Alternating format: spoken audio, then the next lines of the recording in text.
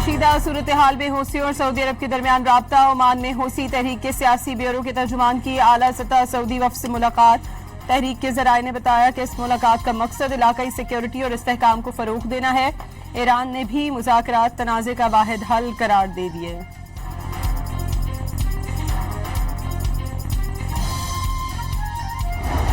حوثیوں کا سعودی عرب کی سب سے بڑی تیل کمپنی آرامکو پر حملوں کا دعویٰ انصار اللہ نے حملوں کو حدیدہ بندرگاہ اور کمران جزیرے پر سعودی عرب کے فضائی حملے کا انتقام قرار دے دیا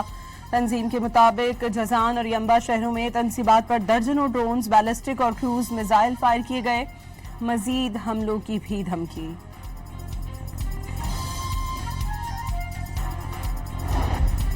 امریکی صدر کا ایران کے خلاف حملے روکنے کا اعلان تہران کے خلاف نئے حملوں کی منظوری نہیں دی میڈیا رپورٹس کے مطابق صدر ٹرمپ سفارتی کوششوں کو ایک اور موقع دینا چاہتے ہیں ٹرمپ کا ایران سے مذاکرات جاری ہونے کا بھی دعویٰ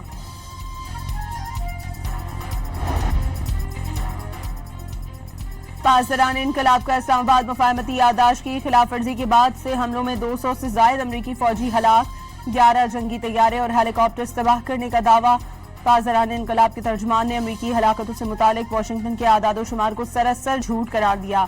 کہا کہ ایرانی حملوں میں خطے میں امریکہ کے 8 فوجی مراکز کو نشانہ بنایا گیا ایک مقام پر 20 حفاظتی شیلٹرز بھی تباہ کر دیے گئے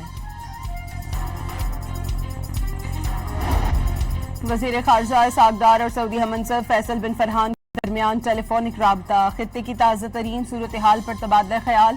امن استحکام اور مثبت پیش رفت کے لیے سفارتی کوششوں کا تسلسل ناگزیر قرار تعمیری روابط امن اور علاقائی استحکام کے فروغ کے لیے مشترکہ عزم کا اعادہ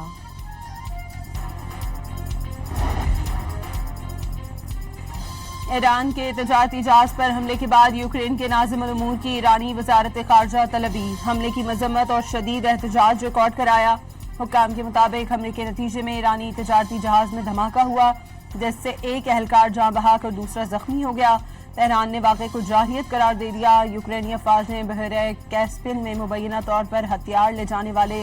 روسی بحری جہاز کو نشانہ بنایا یوکرینی صدر کا دعویٰ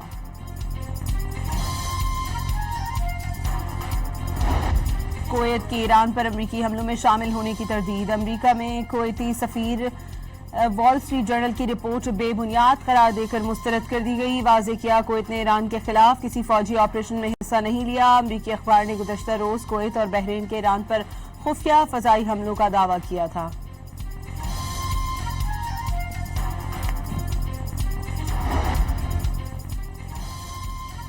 پاکستان کے دورے پر آئے امریکی کانگریس کے ارکان کی مشرق وسطی میں کشیدگی میں کمی کے لیے پاکستان کے مثبت کردار کی تعریف پاکستان اور امریکہ کے درمیان تعلقات تاریخ کی بلند ترین سطح پر قرار دے دیے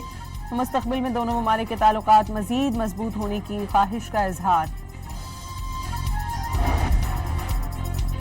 وفاقی وزیر داخلہ کا تربت میں فرنٹیئر کورٹ جنوبی بلوچستان کے ہیڈ کوارٹرز کا دورہ جدید ترین اسپتال کا افتتاح کیا او پی ڈی مختلف وارڈز ایم آر آئی سی ٹی اسکین رومز اور آپریشن تھیٹر کا معائنہ کیا اسپتال میں طبی سہولتوں کے بارے میں بریفنگ دی گئی ڈاکٹرز نرسز اور پیرامediکس سے بھی ملاقات محسن نقوی کا ایف سی اسپتال کے جلد فنکشنل ہونے پر اظہار مسرت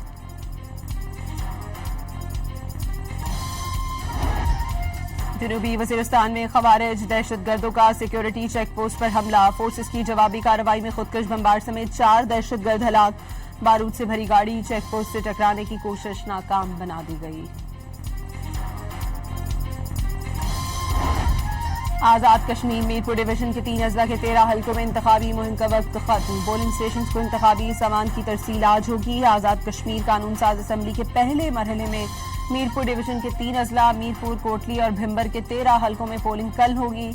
نون لیگ پیپلز پارٹی استحکام پاکستان سمیت مختلف جماعتوں اور آزاد حیثیت سے 296 امیدوار میدان میں ہیں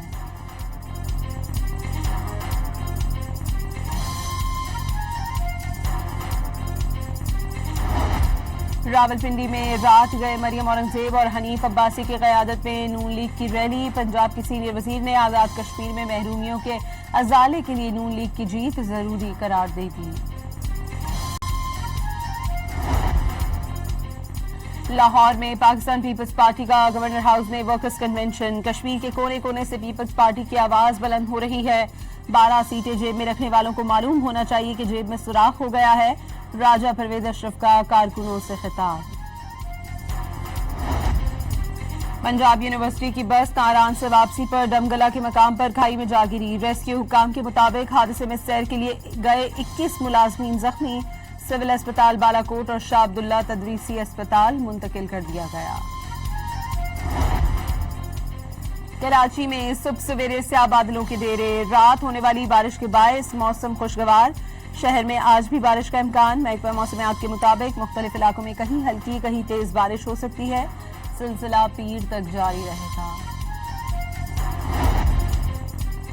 रहीम यार खान और गिरदनवाह में तेज हवाओं के साथ मूसलाधार बारिश, तशेबी इलाके जेर आब आ गए। मुतअद्दिद फीडर स्ट्रिप करने से बिजली की फराहमी मुअत्तल। साहिवाल में कुतुब शाहाना के मकाम पर पानी की सतह बुलंद। गुज़श्ता साल सैलाब के दौरान औरंगाबाद का टूटने वाला बंद मरम्मत न होने से ज़रई रकबा जेर आब आने से फसलें डूब गई।